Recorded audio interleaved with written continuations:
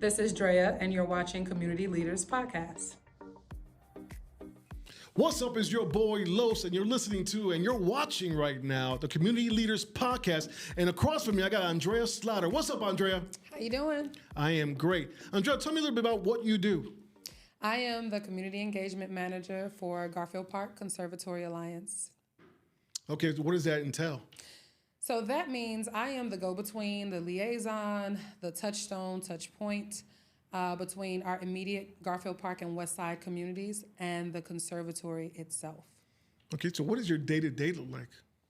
A lot of phone calls, a lot of connections, a lot of scheduling meetings, a lot of hearing out potential partnerships, a lot of consulting and speaking with different departments within the Conservatory Alliance to center community, make sure community is heard, put first as we implement certain programming or put on and facilitate different events. Okay. Do you also work, is that within the city? I mean, with the city? No, so it's an interesting partnership. So the Garfield Park Conservatory Alliance is the nonprofit that is housed within the conservatory. The Chicago Park District itself runs the conservatory in terms of it is their building, and the horticulture staff takes care of the plants. But everything with the programming, how you come into the conservatory, the gift shop, the programs, alignment with certain events that are put on and produced, that is the nonprofit who I work for, the Alliance. Awesome. So how long have you been doing that? So two years. It's been 2 years. My job was actually created. There was a framework and a strategic plan that was done, which is not uncommon with nonprofits. And the thing that was lacking was community involvement. So there was a focus on why the community, like a survey, a study, a strategic plan, a logic model rather, done to try to pinpoint why the community itself, the immediate community, the Westside, felt left out or did not want to be included in a lot of things that were going on in the conservatory. And one of the things that came out of that plan was they needed to implement and or create a position of having a community engagement manager because it had gotten to that point. And they picked you. And they picked me, this lovely child of the West Side. Yes, they picked me. Awesome. Did you go to any schooling for this kind of stuff, or? No. Interestingly enough, what happened was I was working at University of Chicago Hospital.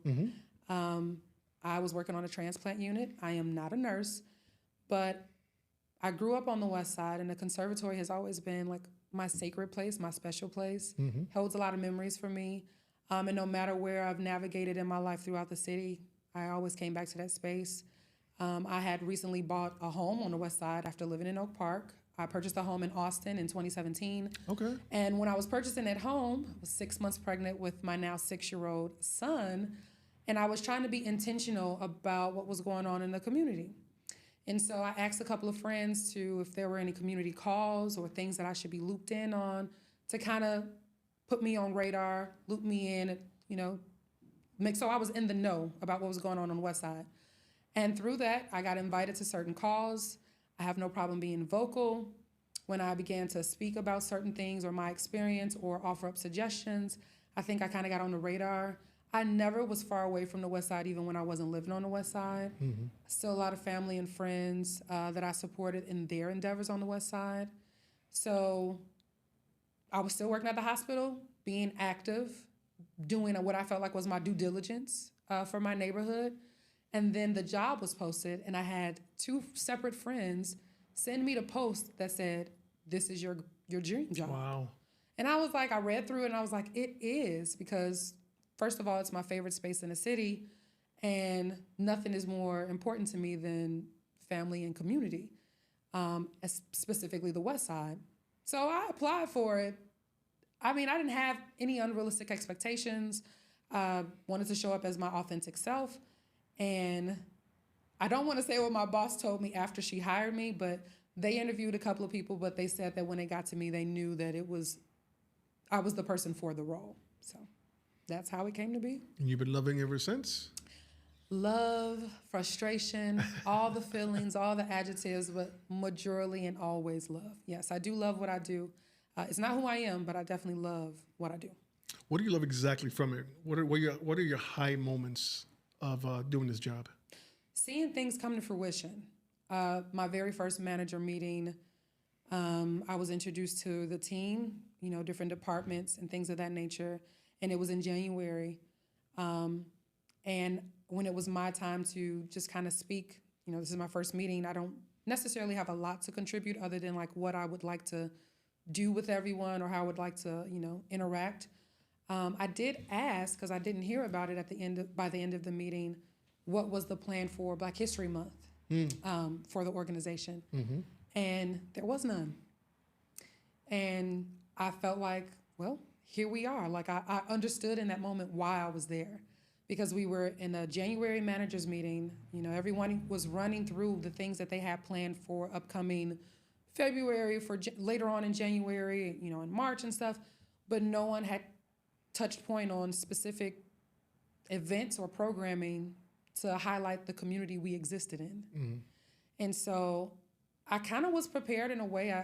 I knew that it would come back to me. So when I asked and they said, well, we don't have anything planned, I knew what was going to happen next was, well, what do you think we should do? Mm-hmm. And the way I like to lead is, of course, I have a multitude of ideas and things like that already kind of at the ready. But that wasn't the question. The question was, what do you all have planned? So my response was, I have a ton of ideas, but I'm here to hear what you all would like to do. These are the roles that I feel like people had been in for a while, mm-hmm. and I wanted them to reflect and think about how you're the cause, in a way, not the source, of this disconnect, because it's not on your mind, and when it's brought up, it's immediately given back in terms of like, well, what do you want to do, and we'll piggyback off that. When I feel like if you're in a leadership for any community, you should be thinking about what they would like to see and be at the ready to provide it. So that's a high moment? That is a high moment, because from that you can't get to the high moments until you know why you're not, like what do we need for the climb? Uh-huh. Like I'm not just finna climb the mountain without my hiking boots, without what it is. That's good. So I want to be prepared. So that was a high moment because it began the work and the conversation of let's get it done. The high moment is the next year we had the robust, full calendar of Black History programming to offer. And it is now the standard. Okay. Same thing, another high moment is a Juneteenth picnic. It was something that was actually mentioned in the proposal and plan. We have this amazing 10 acres outside, this outdoor space that is underutilized in general, but especially by the community. Why not open it up and have a Juneteenth picnic? Fortifying our relationships with very active young new organizations on the Westside, with Peace Runners, with Spirit Chill Wellness. I created a community advisory board my first year. 11 members, all 11 live on the Westside, except for one who is originally from the Westside and owns a beautiful amount of property on the Westside as a reinvestment to herself and to her neighborhood. So creating our own touchstone, not just me, but like having our direct contact with people who work, live, our legacy for the community to be able to start the communication of what's the best thing we need to be doing for this community. Awesome. So what makes you motivated to continue doing what you're doing? The joy. Like even today, there was an event and there was generational legacy in the room and the acknowledgement. I'm all about documenting Westside history in particular. Westside history is Chicago history, and I feel like oftentimes the Westside is not really included or as focal in a lot of those conversations when we're talking about Chicago, when we're talking about the good things that come from Chicago, or even the neighborhood itself. Like my childhood growing up on the Westside, I felt like was beautiful until it was not, but you couldn't tell me anything. Like I had autonomy, I could run, jump, play, I knew my neighbors, it was communal. So I want to create that same space at the conservatory. So it's not like that now? Not necessarily, no. We're on our way, and I would rather do it slow and steady and correctly than, everyone just, come running here and take over. It's not about that. It's about creating a space where the neighborhood feels welcome. removing barriers to why they wouldn't feel welcome, rather. Garfield Park is a working class community. The conservatory's hours are from 9 to 5. So the very people in the neighborhood can't enjoy it if they're at work. And so the very difficult question that we're still answering is, who are we serving? Who are we open for? Because if by the time you come home, the conservatory is closed and you live around a corner from it, when do you necessarily make the time to come into the space and take up space and enjoy it? And even on the weekends, we have to be mindful that the Westside is a food desert.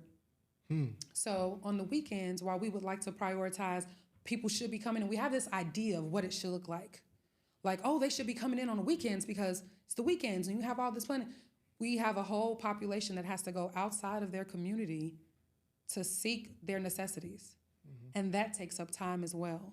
So just looking at what it is and how we can change. So I do a community night on Thursdays after hours specifically from 5:30 to 7:30.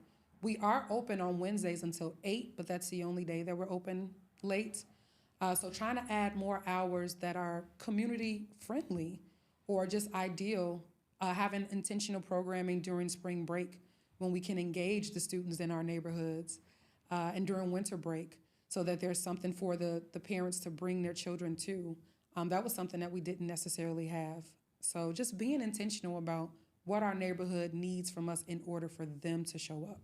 So with these hours you have now, that you guys implemented, right? You guys are opening for longer hours on certain days. With events, so the community night, it's only once, like a quarter. It coincides with our spring flower shows.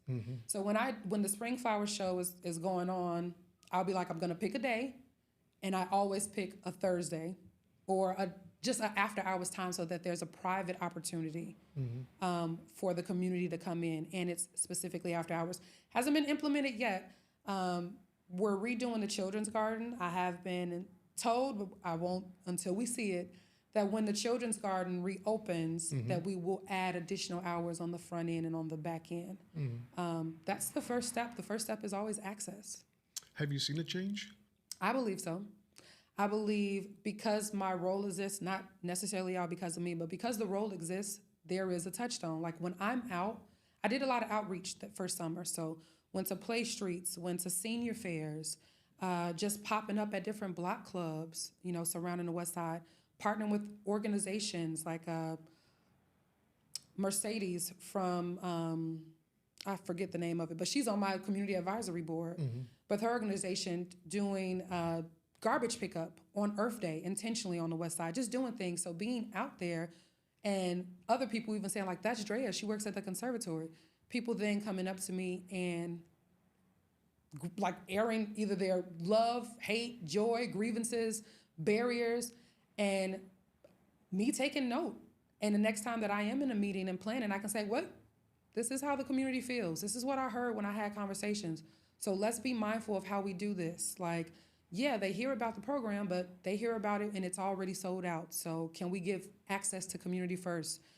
Can we give discounts to community? Can I create a code? So things like that. That's good. So what age group do you usually see there that comes in? And what age group are you actually shooting for right now? Everyone. This is not a demographic thing for us in that sense. Like we have our Urban Roots program, which is specifically for youth, but that's a program that they would be involved in.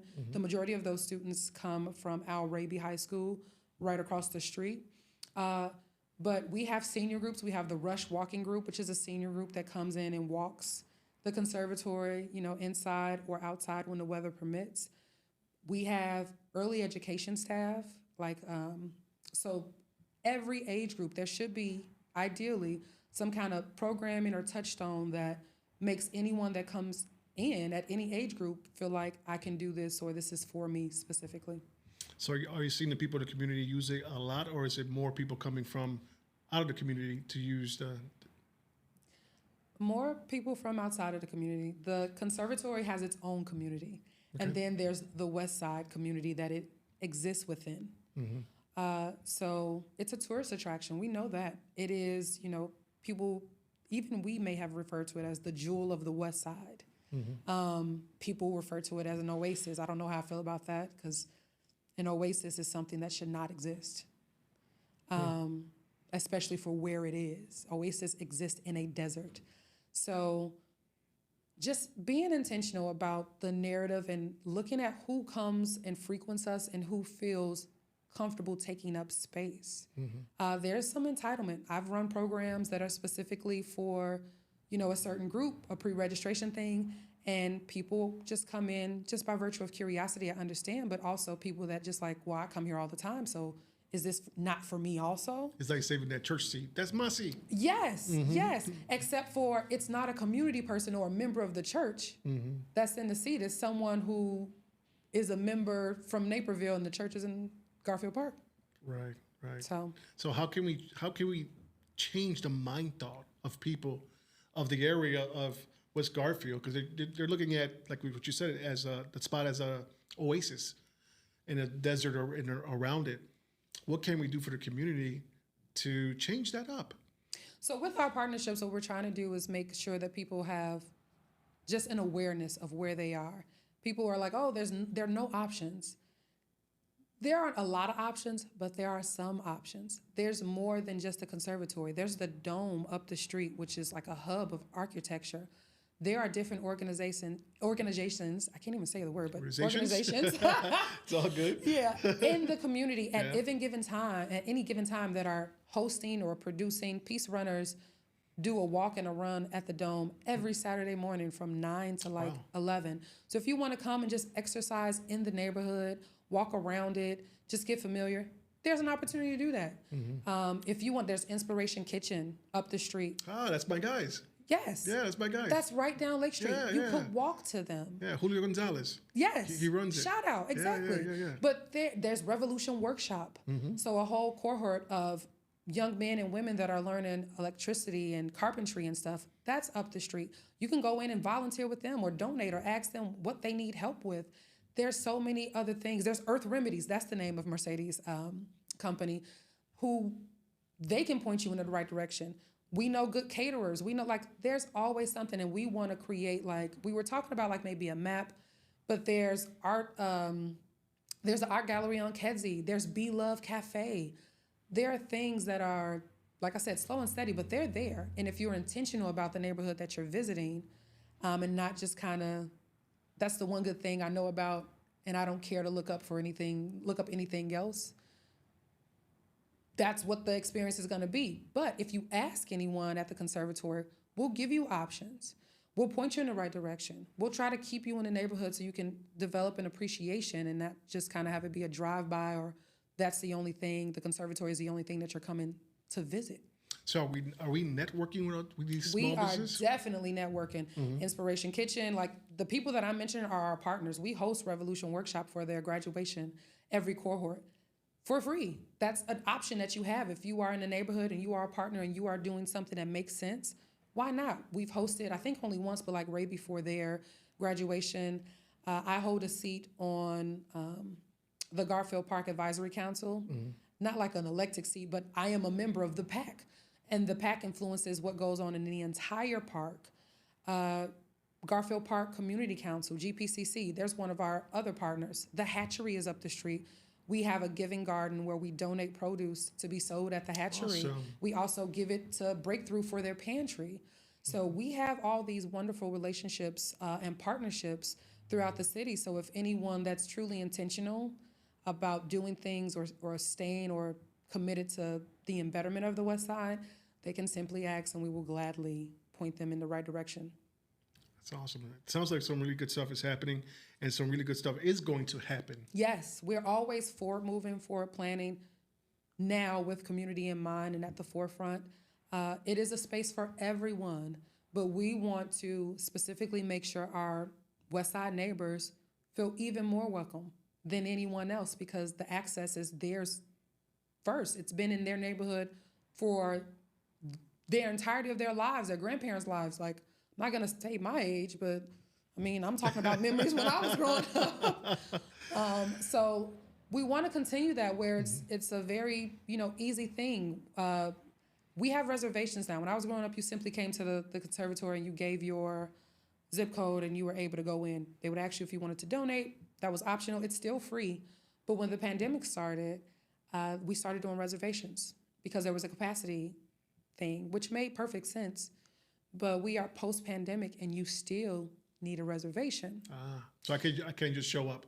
If you are 60624, you can. That's something that I implemented simply because so many people from 60624 do not know that they need a reservation in order to come into that space. And if they don't know and they live around the corner, they should still have access, I believe, to the space. So even on my business card, when my business card was printed, I asked them to put the QR code for the reservation on the back of my card because I didn't even know I needed a reservation. Oh, wow. And so that's another thing. Like the Westside it's hard to get Wi-Fi on the Westside. Is it? Yes, it is. Oh, the wow. Dome does not have good Wi-Fi. We had to pay, the Conservatory Alliance had to pay a grip in order to have proper connectivity. Whatever it is, I don't know if it's like a modem, I'm not tech savvy. It was on the roof of Al Raby. It couldn't be anywhere near us. And we're not all just glass. We have like structured facilities. Correct. But for the best connectivity, it had to be on the roof of the school across the street from us, and we had to pay for it to be on the roof. Yeah. That's common. So the technology divide for Black and brown areas, that's very true on the West Side. So if you're implementing if we implement a policy where you need a reservation and there's a QR code, you're eliminating and creating another barrier for the very group, for your neighbors. Yeah. So, and I experienced it in my first, within my first couple of months of working there. I worked out with Peace Runners. I'm literally in this position. After the workout, it was such a great workout. Everyone was like, oh, let's do something. We have a coffee cart at the conservatory. At the time, right now we have Momentum. Shout out to Momentum Coffee. But at the time we had Monday coffee. And so afterwards I was like, well, I'm about to go to my job and grab some tea. And they were like, can we come with you? I was like, of course. I was like, look at me engaging the community. This is great. So we walked to the front. I say something to our security guy like, hey, I'm new. I'm Drea. You may have met me only once before, but this group is with me. I'm not going to take them through the collection. Right. I'm going to take them to our coffee cart. She said that was fine. She was like, thanks for letting me know. Now, mind you, they are neighbors. Everyone except for I think one person walked to the workout. No one even drove. That's how close they all live. Okay? Perspective. This is the setup. Right. So we get to the front and there's a young man there named Ian who I've met once or twice. He is a sales lead. And he tells me, we're at capacity. You can't bring them in. And I say, well, they're not going through the collection. They're just going to get coffee with me. He said, no.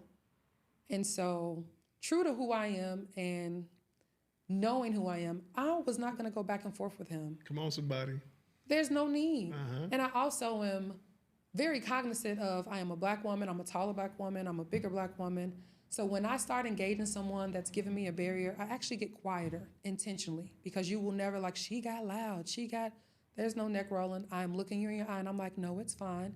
And one of the guys from the Peace Runner had the door open. I was like, you guys go right ahead. I'll meet you at the car. I said, it's just fine. I'll be with them the entire time. All right? I'll make sure to say bye to you when I leave. And went to the coffee cart.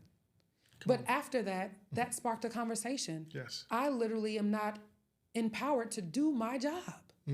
That's how much of a barrier we're creating with the community. I literally am in the act of of engaging community in our space. Right. And I am told I cannot do that.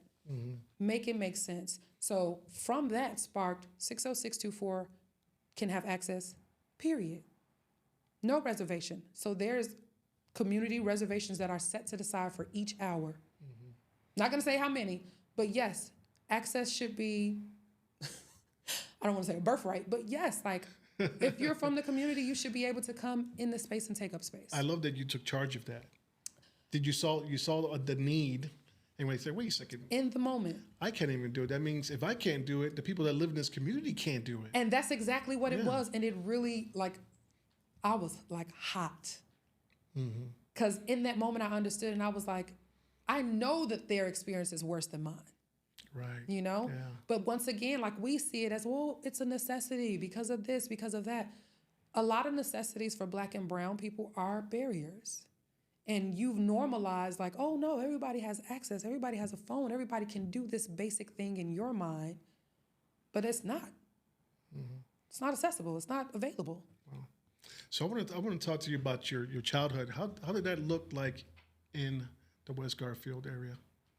So I grew up 3900 West Grinshaw and Springfield. I don't know, whoever's listening, if you know where that is, shout out to Grinshaw and Springfield. And I grew up in a communal building. My father's aunt lived on the second floor, and I think they just had a family friend as a tenant on the third floor. It's a humongous building. When I was younger, I don't remember anyone's interior doors being locked. They were closed, but they were not locked. So I would get out of bed and I would go upstairs to my aunt, who is my father's aunt. So she's an older woman. And every time I went to her house, I just felt like I was transformed because it was just so different and magical to me because she was an older woman and she would cook with brown eggs and she would give me coffee and always had a paper and would teach me how to read, by showing me like the funnies from a Sunday paper and stuff like that. So it was home was like very protected. And then outside, it was just like magic too. Like George's music room was like right up the street, like maybe 2 blocks up. George's music room. George's music room. If you're from the west side of Chicago, George Daniels is a huge just influence. So he had the ability to bring, it was a record store.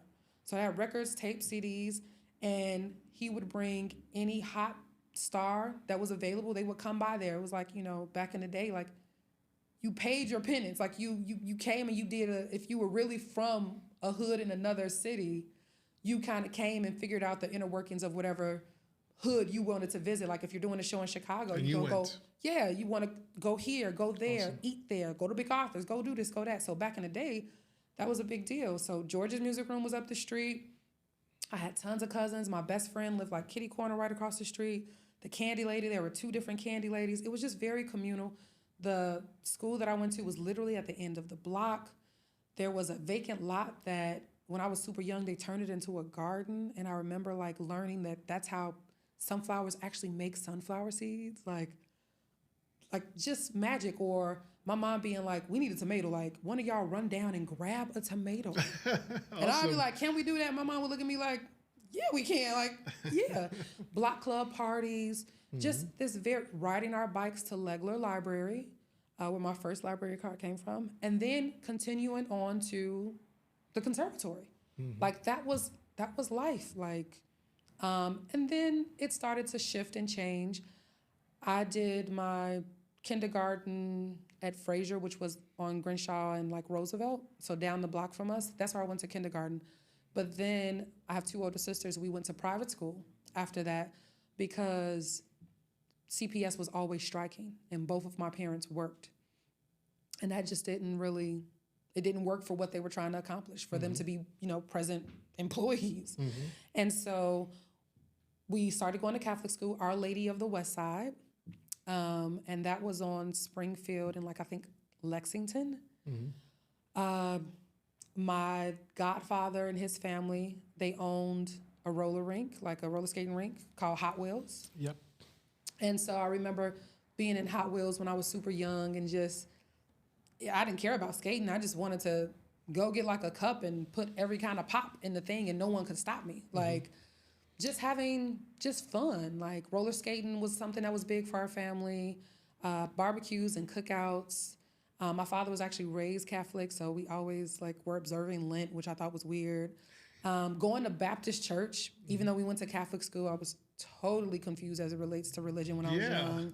I was like, they don't do this at school, but they running around in here. And the church still exists. It's 310 North Laramie, New Mount Sinai. My grandmother was the founding secretary for that church. So the West Side and growing up was just, it seemed magical. Awesome. What are your fondest memories on the West Side? Roller skating, playing double dutch with my sisters, learning how to make, they call it like a Chinese rope out of rubber bands. Like, they were so playing hide and seek. We stayed playing I don't know, I call it ghetto softball. Where basically, you hit the ball and whoever catch it, you next up at back. Yeah, that's what we all do.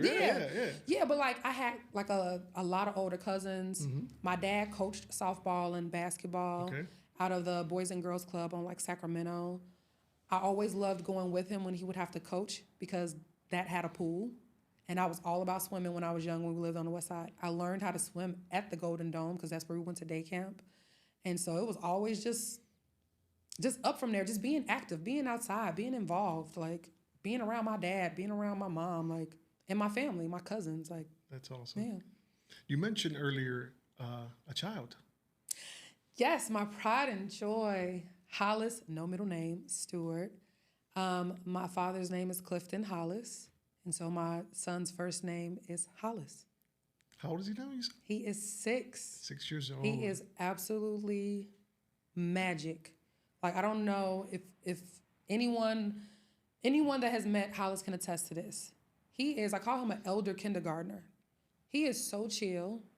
He is so charismatic at the same time, unproblematic, intelligent. He has a junior staff badge at my job. Like, I don't know what I did to deserve such an amazing child. But hold on, junior staff badge? Junior staff badge. So he comes to my job so much with me, and he's so responsible, even at the age of 6, that like when there's like art programs going on with other kids, he's able to, for lack of a better word, like herd and encourage them to participate or do things. Okay. And so my boss was like, I'm going to make him a junior staff badge. And I was like, do it. He would love it. And also just, I think as another identifier for other staff that works there, like, this one belongs to me. So that he has a level of, like, I guess, protection, but also some autonomy at the same time, because our offices are in the back. But if he has that on and he wants to go back there, clearly he's allowed. Okay. But Hollis is... He's got his badge. He's got his badge, short badge. The light of my life, I just try to make sure that he knows that he belongs to himself, that he has a level of autonomy, and that he's proud of himself. He does a lot of things, and finally we're at the place where he knows what I'm going to say, so he says it, which is when he would do things, he'd be like, "Are you proud, Mommy?" And I'll be like, "Are you proud of yourself?" Awesome. And so now he was like, "I'm proud of myself." And I'm like, there you go. Like, you don't need my approval to be great. I want that for you, but I want you to want it more for you, because that is what matters the most, how you feel about what you're doing. That's awesome. And he gets it. And it's weird because I'm not the best person in the world. I'm all right. I'm good enough. I'm authentic, but I'm not perfect. And I own that. So he's special. Awesome. Sounds like a great kid. He is. So what's your motivation like today, the path you're on? What do you see needs to be changed? I want to preserve the history of the West Side. I feel like so much, there's this like really weird revisionist kind of thing going on. Like, no, it happened this way. And because I'm louder and have more power and access, I have the ability to reimagine and potentially rewrite history. So that's what will get documented. We see that as we're learning about things that we never were taught in school. We see that as we begin to celebrate Indigenous Peoples Day instead of Columbus Day, because we have access to the history of what was really going on when he first arrived, as opposed to, oh, it's all just celebratory. So I feel like for the West Side of Chicago, there are a lot of stories that are not being documented, a lot of things that are happening just that could get lost in time. And I don't want that. So that's important to me. Like, that's something, because it makes me think of my father, his story, his West Side story, per se. And how part of that for me, part of preserving that history was giving my son his name, because that's important. Not in a way of like junior, but in a way of like, you exist because this man existed. Awesome. That's awesome. So for yourself, what are your dreams, your goals, your aspirations? Oh man, I don't know. We got no time for that. I'm just searching for joy and a soft landing. I do feel like I'm on go a lot, and I am always going from one thing to the next thing. So being intentional about carving out time for myself, it shouldn't be like a hope or aspiration. It should just be. But right now, my life, the way that it is, that is a hope and aspiration, actually. The soft landing part, like for myself, I'm like, I gotta always be on. Like, I want to be informed. So just kind of giving myself a level of grace. I have a lot of grace for others. I have a lot of grace for certain situations, but I don't find myself giving myself that grace for myself. And then potentially, if it goes right, we're going to find somebody to share this beautiful life with. But dating has also taken like a back burner to what I feel like is like the work that I need to accomplish. But you're always working. Exactly. Well, he going to pop up at some event or whatever. Some event. He going to be there and we'll lock eyes and we'll see and we'll whatever. But that's not even something like, you know, down the line, if it happens, it happens. If it doesn't, my life is very beautiful and full. And I'm grateful for that. So just a beautiful vacation, possibly somebody to go on vacation with, but if not, I'm still going on vacation kind of deal. And just a level of security. I don't want to have to worry about necessities. I don't want to have to worry about certain things. And I just want to have a lot of joy and happy and pretty things around me. Yeah. I would love that for you. Thank you. I would really love that for you. So we're at the part where we're asking some words of wisdom. If somebody was watching this right now, what would be your words of wisdom that you would give them? Be your most authentic self. Show up as yourself and know that that is good enough. We were just recently having a conversation about code switching. Authenticity trumps everything, especially if you're passionate about what it is that you're trying to convey or what conversation you're trying to have or what you're even trying to teach or inform someone about. Be you. Like, don't think about what they want to hear. Think about what you have to tell them and how important that is. That's about it. Just show up as yourself. Wherever you go, there you are. And can you leave them with a memorable quote? You a paper chaser. You got your block on fire. You know what it is. No. I should. I feel like I'm put on the spot, and I know so many good quotes, but for some reason I have like a little bit of brain fog. But, oh, no. You are your own best thing. That's Toni Morrison. Okay. You are your own. I say that to my son. I say that to myself. Okay. You are your own best thing. If you don't get it, say it enough times to yourself where you get it. You are your own best thing. Okay? Power to the people. So, last question. You ready for this one? I'm ready. If you had a superpower, what would it be? Now, why y'all have to ask this question? What in the Marvel universe? If I had a superpower, time travel. Why? I would go back and tell myself some things, not in a hot tub time machine type of way. That's hilarious. Where I would, just reap the benefits. But in a girl, it's going to be okay kind of way. Like a couple of things, the mourning periods for certain things, not just for death, but for like the end of certain things was a little too long. And just reassuring myself, like, it'll be all right. And of course to see my dad, but yeah, that would be it. Like it's not as bad as you feel like it is in this moment, sweetheart. Like you'll be fine.